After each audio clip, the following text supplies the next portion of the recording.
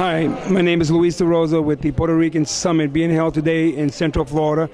And we take this opportunity to thank all the residents and all the business of this area. We this is the fourth annual that we're having this event here in Central Florida, in particular Orange County, for the sole purpose that this is where you have your largest concentration of Puerto Ricans. As you know, Puerto Ricans are the second largest Hispanic group and growing in the state of Florida. And today we have people from New York, from Puerto Rico, from Miami, Hillsborough. I mean, we're very excited. And today we have a special guest who's been at the forefront, not only a former elected official, but also a successful attorney here in Central Florida by the name of Tony Suarez, and we thank him for his support. Thank you very much, Louis, for the invitation. Well, I think it goes beyond that. You've not only here with us today because of our invitation, but you've also, behind the scenes, have been very supportive of our efforts to come here and to find ways where we can look for that common ground and work as a community to move forward. Well, I think that's the essence of what it means to be community. The Puerto Rican community is an extended family. It goes beyond Puerto Rico. There are as many Puerto Ricans now on the mainland as they are on the island. And we have been struggling in this with an identity crisis and to keep our cultural heritage solid and also advance within the general community of the United States. That struggle you and I have been involved in for many, many years. And so the effort of the Puerto Rican Chamber and all your efforts have been doing exactly that, to try to put together all these diverse groups, with South Florida, Central Florida, and previously New York, etc., to try to accomplish that. An economic advancement, integration of the communities, assistance both, because the Anglo community benefits from our talent and our efforts, and vice versa. So I think that's a tremendous effort. You have been at it for many, many years. And I think it's been successful. This is really growing into a very nice event. It's twice as big as I remember than it was last year. You've got a good attendance, and I think that this is portends for a very positive future. Good, thank you. And I think without your support, this would not have been made possible, believe me, when I tell you that. Because just to have the moral support, the encouragement, move forward in the midst of challenges and pitfalls, because you have that when you put together major events, especially when you're not from the town. Right.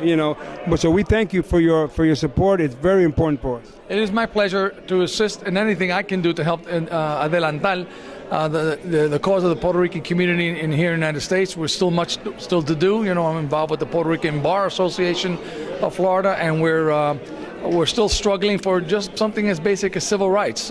So that is a continuous struggle. It's a continuous, but it's part of what makes happen. It's what made America great. The immigration and migration of groups to this country have made it a great country, and what you're doing and what we're all doing together makes that possible. Well, part of that effort and part of that struggle is the moot court that is coming on. What do you talk about? Yeah, as Vice President of the Puerto Rican Bar Association of Florida, we have designed, and now we're going into our second year, of what's called a moot court competition, something very popular within the law schools. And what we have done is created a situation, a fact pattern, where the law students will get together and therefore litigate in a court of law. We have a 3-judge panel, and the students will argue a certain issue. What we have designed in order to bring to prominence the issue of civil rights of Puerto Ricans is a question of whether or not the current status of Puerto Rican Americans who are citizens but cannot vote for President of the United States and do not have representatives in the National Congress, whether or not that is congruent. Is it constitutional within the scheme designed by the United States Constitution?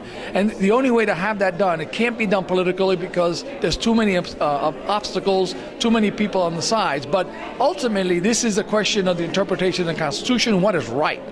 And so the Puerto Rican Bar Association is undertaking a task of concentrating on that issue. Does this current relationship consistent with the Constitution, whether it's broad principles and specific rights? And so we have been designing that. October 26th of this year, we'll be in Miami. We will be have a 3-judge panel. We've already sent out the invitations to 47 different law schools to see how many we select to participate. Last year, we had 4 excellent major universities from New York and from Florida participate, and we anticipate to continue this until the problem is resolved, that Puerto Rican Americans on that island have a right consistent with every other American who lives on the mainland. Good, and that falls in line with the fact that Puerto Ricans fight for this country at the highest level in terms of all the wars from Korea, World War II, maybe the Civil War, if I understand. And we've always been there making our contribution. And I think that's very key to what we're doing in the future. So thank you for your efforts. I look forward to the moot court. It's on October 26th down in Miami Beach. We welcome everyone to please come. If you want some more information about that, why don't you give your number? Yeah, my website, www.anthonysuarezlaw.com. You can send me an email, let me information about the moot court, MOOT, moot court competition. Good. Thank you, Tony, and thank you for your support. Thank you.